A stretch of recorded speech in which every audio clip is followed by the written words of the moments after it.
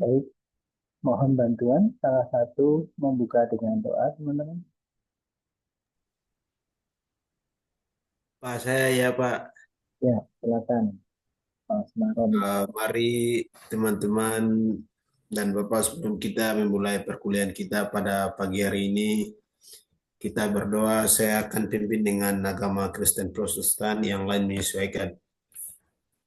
Berdoa mulai. Bapak, terima kasih. Selamat pagi. Pada kesempatan ini kami akan memulai perkuliahan kita. Tuhan Yesus, lindungilah kami. Janganlah kami, biarlah kami bisa berkuliah dengan baik, mulai pertengahan hingga selesai Tuhan. Ini saja doa dan permohonan kami. Hanya di dalam nama Tuhan Yesus kami telah berdoa. Amin. Berdoa selesai. Terima kasih, Mas Maroni. Baik, Ya, selamat pagi teman-teman sekalian. Semoga teman-teman semua dalam keadaan sehat. Ya.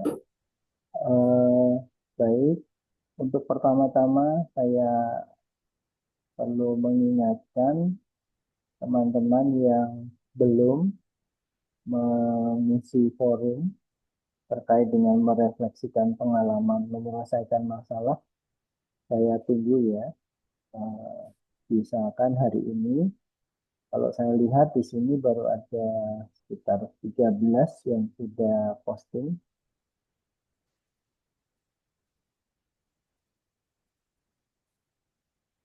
Ya, benar 13 yang baru posting untuk kelas B.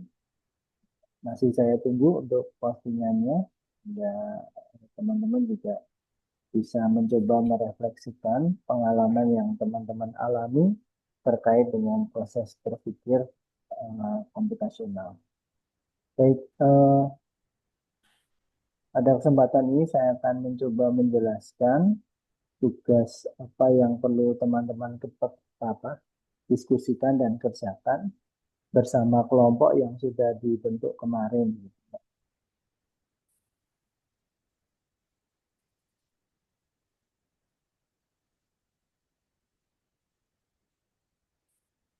Apakah share screen saya sudah kelihatan di tempat teman-teman? Sudah, Pak. sudah Pak. Jadi Sudah, Pak. tugas satu ini terkait dengan menggali masalah di lingkungan komunitas belajar atau sekolah. Ya. Nah, jadi intinya di tugas satu ini teman-teman membuat rencana. Rencana untuk apa? Untuk menggali masalah. Ya. Masalah tentu yang terkait dengan proses pembelajaran. Di mana? Ya, di suatu komunitas belajar atau sekolah. Ya. Jadi yang perlu teman-teman perhatikan, tugas satu ini nanti akan terkait dengan dua tugas yang lain. Ya. Jadi yang pertama nanti terkait dengan tugas mengolah data. Ya. Lalu yang kedua tugas mendesain dan mengimplementasikan rencana pembelajaran untuk membangun kemampuan berpikir komputasional. Ya, oke, baik. Nah, eh, yang pertama terkait dengan tugas ini, teman-teman perlu menetapkan dulu ya, komunitas belajar atau sekolah yang akan digali masalah yang dihadapi oleh mereka. Tentu harapan saya eh, komunitas ini mudah dijangkau oleh teman-teman. Nah, kemudian komunitas atau sekolah ini juga mengizinkan teman-teman untuk melakukan semacam uji coba terhadap desain pembelajaran yang nantinya teman-teman akan buat. Ya.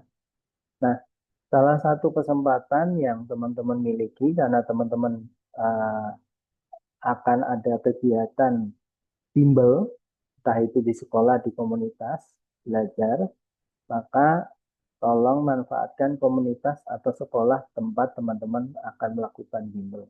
Ya. Karena sebenarnya yang dibutuhkan nanti untuk uji coba itu tidak banyak siswanya, jadi kami hanya berharap 4-6 siswa. Ya. Nah, jadi yang pertama tetapkan dulu komunitas atau sekolah yang menjadi sasaran untuk digali masalahnya. Ya. Jadi tentu masalah di sini terkait dengan proses pembelajaran ataupun hasil belajar ataupun cara membelajarkan. Ya. Jadi masalah yang perlu teman-teman gali tentu terkait dengan aspek pembelajaran. Jadi bisa proses pembelajaran, hasil belajar, proses belajar, gitu ya, ataupun hal-hal lain yang terkait dengan proses pembelajaran. Ya, mungkin ya. Kemudian yang kedua, teman-teman diminta untuk membuat rencana. Ya. Rencana bagaimana teman-teman akan melakukan menggali masalah. Ya. Jadi kemudian jelaskan maksud dari setiap langkah yang ada di dalam rencana yang teman-teman buat. Ya. Jadi misalnya, oh kelompok saya akan merencanakan menggali masalah dengan misalnya melakukan wawancara dengan guru dan siswa. Lalu dijelaskan wawancara guru itu kapan akan dilakukan dan bagaimana prosesnya. Wawancara ada banyak kemungkinan, ya. Jadi wawancara secara langsung, teman-teman akan bertemu face to face dengan gurunya, ya. Atau misalnya melalui chat WA, ya, atau melalui Zoom, ya, atau melalui fasilitas seperti apa. Nah, lalu dijelaskan, misalnya saya menggunakan chat WA karena apa? Misalnya, oh, karena gurunya agak sulit ditemui di jam sekolah, maka baru bisa melakukan proses wawancara di luar jam sekolah. Nah, sedangkan di luar jam sekolah, misalnya kami di kelompok itu sedang ada perkuliahan, maka kami lebih memilih fasilitas dengan chat WA untuk melakukan wawancara, khususnya untuk mendapatkan data dari guru terkait dengan apa masalah yang dihadapi guru. Ya. Kemudian misalnya, oh saya juga akan melakukan wawancara dengan siswa. Jadi saya tidak hanya ingin melihat masalah itu dari sisi gurunya, tetapi dari siswanya. Misalnya teman-teman menjelaskan bagaimana cara teman-teman akan wawancara dengan siswa. Misalnya, oh kalau siswanya karena mereka tidak punya WA, maka saya harus bertemu secara langsung.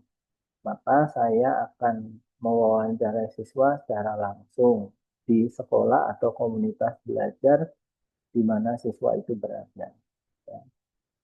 Nah, lalu dijelaskan wawancara dilakukan secara langsung karena tidak memungkinkan wawancara lewat chat WA misalnya, tidak memungkinkan lewat Zoom karena tidak mudah bagi siswa untuk memiliki akses ke WA group atau Zoom kecuali melalui proses diskusi dengan orang tuanya. Tetapi ini akan melibatkan banyak pihak dan tentu tidak mudah juga untuk teman-teman lakukan, gitu ya. Nah, kemudian bisa juga teman-teman, oh selain dari data wawancara untuk menggali ini, saya juga akan melihat misalnya melakukan observasi. Ya. Apa yang akan saya observasi dijelaskan, oh misalnya fasilitas yang ada di komunitas belajar atau sekolah tersebut, ya. Bagaimana dengan misalnya peralatan yang ada di kelas atau di komunitas belajar tersebut. Oh, di sana ada LCD, ada speaker, ada layar, gitu ya. Nah, berarti ini memungkinkan saya misalnya untuk nanti kalau misalnya mau mencoba membuat video, berarti saya bisa memutar video di sana. Kemudian misalnya, oh meja dan kursinya bagaimana? Apakah meja dan kursinya misalnya satu meja, satu kursi untuk satu anak, ataukah misalnya satu meja itu untuk dua kursi untuk dua anak, kan? Nah, itu kan juga penting untuk merencanakan desain pembelajaran nantinya, ya. Jadi, tolong ketika membuat rencana ini jelaskan sedetail mungkin, ya. Apa yang akan teman-teman lakukan, dari apa yang teman-teman lakukan nanti tolong jelaskan data apa yang akan teman-teman peroleh. Misalnya dari proses wawancara tadi, oh berarti saya akan mendapatkan masalah dari guru berdasarkan data wawancara. Demikian juga dari siswa. Ya. Nah, bisa juga teman-teman nanti menggali mungkin masalahnya dari cara mengajar guru. Nah, teman-teman bisa melakukan pengamatan ketika guru mengajar. Oh, ternyata ketika guru mengajar itu misalnya gurunya lebih senang menjelaskan, maka guru itu dari awal masuk sampai akhir pelajaran selalu menjelaskan, siswa hanya diminta mendengarkan. Oh, nah lalu kendalanya apa? Oh, siswa menjadi lebih uh, kurang berminat, kurang tertarik. Nah, itu juga bisa lewat pengamatan atau observasi secara langsung. Nah, nanti teman-teman perlu menjelaskan misalnya kalau menggunakan cara observasi, eh, apakah akan mengobservasi langsung di dalam kelas, ataukah melalui rekaman atau apa gitu ya. Lalu eh, kemudian apa saja yang diamati gitu ya. Misalnya cara guru mengajar, kemudian sikap siswa pada saat mereka mengikuti proses pembelajaran, ekspresi siswa, keterlibatan siswa, dan seterusnya itu yang sangat mungkin untuk diamati, gitu ya. Nah, kemudian bisa juga mengamati misalnya bagaimana proses evaluasi yang dilakukan oleh guru. Misalnya ketika guru memberikan pertanyaan, apakah mereka memberi kesempatan kepada siswa untuk berpikir, mencoba dulu, ataukah ya langsung menuntut jawaban saat itu juga, karena itu kan berpengaruh bagaimana para siswa ini akan berinteraksi. Ya. Jadi tolong di nomor 2 ini dibuat sedetail mungkin rencananya, ya, dan dijelaskan maksud dari setiap langkahnya. Sampai di sini dulu ada yang mau ditanyakan teman-teman? Apakah sudah jelas? Baik. Nah, lalu kalau di nomor 2 tadi teman-teman sudah menentukan bagaimana langkah yang akan teman-teman lakukan untuk menggali masalah. Nah, di nomor 3 ini teman-teman harus menentukan instrumen yang akan digunakan. Ya. Jadi misalnya, tadi saya merencanakan untuk melakukan wawancara dengan guru. Maka apa instrumen yang sesuai, teman-teman? Instrumen yang sesuai tentu pedoman pertanyaan wawancara untuk guru. Ya. Lalu saya tadi akan melakukan wawancara dengan siswa. Maka instrumen apa yang perlu ada? Ya, berarti instrumennya adalah pedoman wawancara untuk siswa. Ya. Nah, tadi misalnya saya akan melakukan pengamatan terhadap bagaimana cara guru mengajar. Berarti instrumen apa yang perlu ada ya? Perlu ada berarti kan lembar pengamatan saat guru mengajar. Ya. Nah, misalnya, oh saya mau mengamati bagaimana reaksi siswa, bagaimana ekspresi siswa, bagaimana keterlibatan siswa dalam proses pembelajaran. Ya, instrumennya apa? Berarti instrumen pengamatan, misalnya keaktifan siswa atau keterlibatan siswa dan seterusnya. Ya. Jadi intinya nomor 3 itu teman-teman dari langkah yang teman-teman buat, coba identifikasi instrumen apa yang sesuai dengan langkah-langkah yang teman-teman akan lakukan. Ya. Misalnya teman-teman ingin tahu hasil belajar. Nah, maka instrumennya apa? Nah, hasil belajar ini bisa data langsung atau tidak langsung. Ya.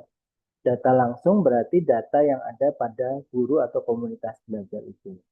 Misalnya dari ulangan harian, atau dari latihan-latihan soal yang diberi nilai, atau dari apa namanya asesmen formatifnya atau asesmen sumatifnya. Nah, itu data. Nah, maka instrumennya apa? Instrumennya berarti berupa tes gitu ya. Jadi nanti teman-teman kalau itu berupa apa namanya asesmen formatif ya berarti instrumennya berupa tes. Nah, berarti tes itu apa? Yaitu soalnya. Ya. Jadi kalau misalnya teman-teman menggunakan data ulangan harian, ya tolong nanti dicari soal ulangan hariannya seperti apa yang menghasilkan nilai seperti itu. Ya. Kemudian ini bisa teman-teman nanti minta ke gurunya. Jadi misalnya asesmen formatif ya, berarti kan instrumennya berupa tes. Ya, nanti misalnya untuk tes ini saya akan mencari soal tesnya kepada guru. Tapi instrumennya jelas bahwa instrumennya adalah tes kalau untuk hasil belajar. Kemudian nomor 4, setelah teman-teman berhasil mengidentifikasi instrumen apa yang akan teman-teman gunakan, maka yang berikutnya adalah membuat instrumen tersebut. Jadi misalnya teman-teman tadi instrumennya adalah wawancara atau pedoman wawancara dengan guru. Maka teman-teman perlu membuat pedoman wawancara dengan guru.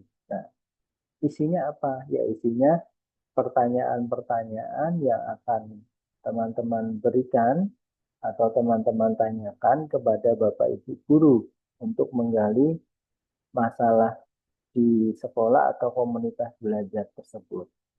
Ya. Contohnya seperti apa pertanyaannya? Contohnya misalnya begini. Teman-teman ingin menggali bagaimana guru itu biasanya mengajar. Ya, teman-teman tanyakan kepada Bapak atau Ibu guru itu. Ya, tanyakan saja. Misalnya, bagaimana cara yang biasa Bapak atau Ibu lakukan pada saat Bapak dan Ibu mengajar. Ya, bisa juga tolong jelaskan uh, proses prosesnya seperti apa gitu ya.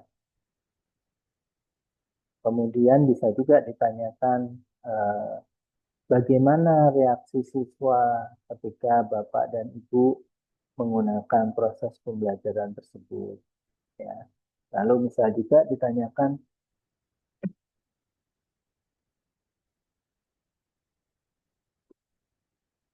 bagaimana kendala yang Bapak Ibu hadapi ketika menggunakan proses pembelajaran seperti tadi. Ya.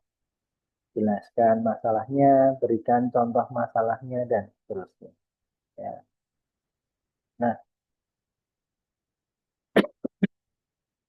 itu terkait dengan instrumen. Ya. Dan kemudian tugas dikerjakan dalam kelompok yang dibentuk kemarin ya teman-teman kan di pertemuan pertama kita sudah membentuk kelompok 2-3 mahasiswa. Kemudian tugas ini dikumpulkan paling lambat di hari Jumat tanggal 5 September pukul 23.59 melalui LMS. Teman-teman nanti ketika mengumpulkan cukup perwakilan satu saja yang mengumpulkan nanti akan masuk ke semua anggotanya. Karena LMS-nya sudah saya setting untuk pengumpulan hanya salah satu. Ya. Nah, dari tugas hari ini ada yang mau ditanyakan lebih lanjut, teman-teman? Apakah sudah jelas tugasnya apa dan bagaimana cara mengerjakannya?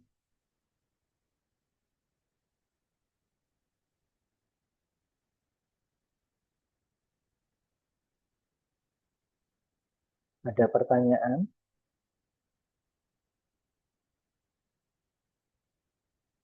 Nah, untuk pengumpulan tugasnya nanti melalui LMS, teman-teman di bagian mana saya akan tunjukkan.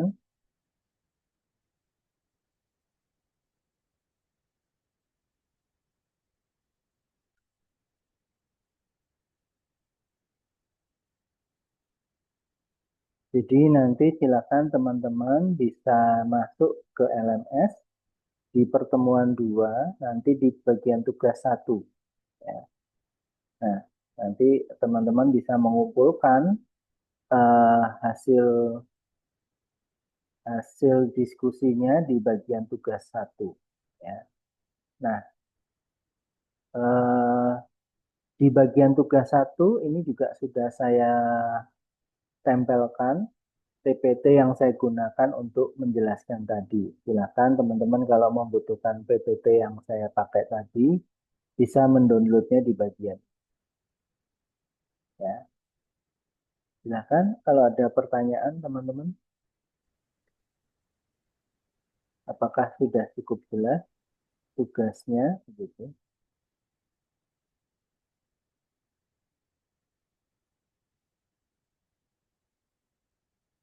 Baik, kalau tugasnya sudah jelas, masih ada waktu 2 jam ke depan untuk kuliah ini. Jadi silakan teman-teman nanti bisa berdiskusi. Kalau yang berada di satu tempat di kampus, silakan mendiskusikan di kampus. Tapi kalau tidak di satu tempat, teman-teman silakan membicarakan bagaimana mengerjakan tugas ini. Apakah dengan Google Doc, ya, ataukah dengan melalui Zoom dan sebagainya. Tetapi yang jelas tugas ini dikumpulkan di hari Jumat. Nah, kalau teman-teman saat mengerjakan mengalami kendala ketika mengerjakan tugasnya, silakan bisa menanyakan di grup atau japri ke saya lewat WA. Saya akan pantau 2 jam ke depan, gitu ya. Kalau ada pertanyaan, silakan bisa di grup WA supaya bisa juga dipantau oleh teman-teman yang lain, gitu ya. Tetapi kalau di luar jam kuliah, silakan juga kalau misalnya masih ada kendala ataupun pertanyaan yang belum jelas. Apakah sudah cukup jelas tugasnya, teman-teman? Cukup jelas, Pak. Jelas, Ya, Pak. ya, Pak. Ya, baik. Kalau tidak ada pertanyaan, saya rasa cukup untuk penjelasan dari saya. Nanti benar ya teman-teman, kalau ada kendala silakan saya di Japri ataupun ditanyakan di grup sehingga bisa tetap berlangsung pengerjaan tugasnya dan teman-teman bisa dengan baik menyelesaikan tugas. Baik, kalau tidak ada pertanyaan lagi, pertemuan pagi ini saya akhiri.